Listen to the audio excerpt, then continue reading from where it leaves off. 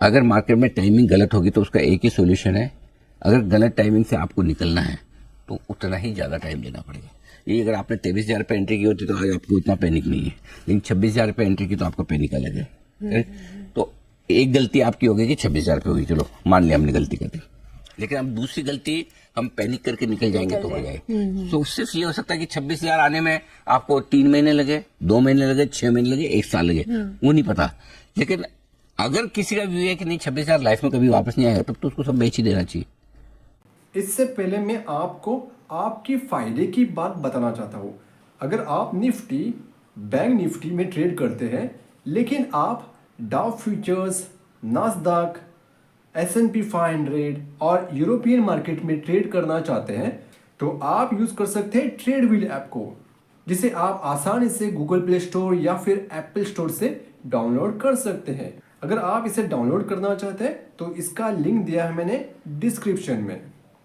फिर तो बेची, फिर तो आपको बने रहने में कोई सेंस है। और अगर आपको लगता है 26,000 आ जाएगा, मैं 5 साल नहीं आएगा तो रुकूंगा, 3 साल नहीं आएगा तो रुकूंगा, जो ये सोच के रखेगा उसका उससे बहुत जल्दी आ जाएगा। जिसको 3 हफ्ते में चाहिए उसके लिए दिक्कत है। करेक्ट। सो आप जितना टाइमिंग आपकी मार्केट में अगर एंट्री की गलत हो, उतना ज्यादा आप टाइम देने को तैयार हो कि मैं इतने टाइम तक इन्वेस्ट है, तो आप आराम से निकल पाएंगे। ये मार्केट जो पेशेंस रखने वाले इन्वेस्टर्स है उन्हीं को रिवॉर्ड का। अब आज तो मैं बोल भी नहीं रहा था कि हिम्मत है, पैसे है तो लगाओ। अब तक तो ये बोला, अब तो मेरी भी नहीं हिम्मत है बोलने की।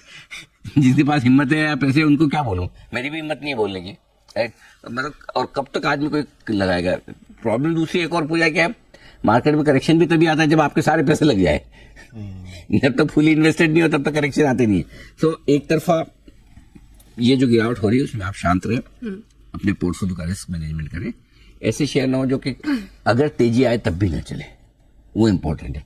आपको ये आइडेंटिफाई करना है कि जब तेजी आएगी तो मेरा शेयर चलना चाहिए, वो बहुत जरूरी है। ऐसा ना हो कि मेरा तो कचड़ी था जो सिर्फ इसलिए चला कि उस समय तेजी थी, अब वापस तेजी आएगी तो उस तेजी में नए कचरे वाले चलेंगे, पुराने नहीं चलेंगे। राइट। सो आपके पास रिस्क मैनेजमेंट होना चाहिए। तीसरा रहा सवाल ट्रेडर्स का, तो डेफिनेटली सेल ऑन राइज का मार्केट तो है ही है, हर उछाल में बिकवाली आती है। तो जब भी जैसे भी पहली उछाल मिले वहां तो जरूर बेचें, दूसरी की दूसरी में देखेंगे।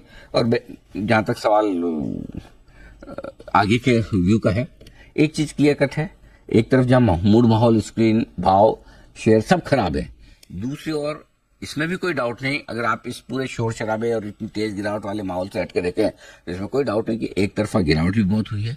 मार्केट एफआईएस की पोजीशन के हिसाब से बहुत हल्के हैं, डेटा के हिसाब से ओवरसोल्ड है, ठीक है। सेंटीमेंट तो बिल्कुल ही ऐसा है कि बेयर मार्केट में हो जैसा है। सो वो सारी चीजें ये भी बता रही कि किसी भी वक्त उछाल भी आ सकता है, और ऐसे में आपको बहुत सावधान रहना है। वॉलेटिलिटी यहाँ से बढ़ेगी और अच्छी खासी बढ़ेगी। एकदम से तेज उछाल आएगी, आपको लगेगा पैनिक खत्म हो गया, जैसे आज सुबह एक बार लगा, लेकिन वापस से ऐसा धुलाई होगी कि आपको लगा। सो ये जब तक 2-3 बार मार्केट जोर से ऊपर नीचे नहीं होगा, एक्सट्रीम वॉलेटिलिटी नहीं होगी बाजार में, जब तक 1-2 बार शॉर्ट करने वाले लोगों के स्टॉप लॉस ट्रिगर नहीं होंगे, तब तक बाजार बेस बनाकर ऊपर नहीं आएगा। ये ध्यान में रखें। तो उस दिन का इंतजार कीजिए। वो दिन कब है, आज है, कल है या कब है पता नहीं, जब होगा यही होगा, तब तक का इंतजार।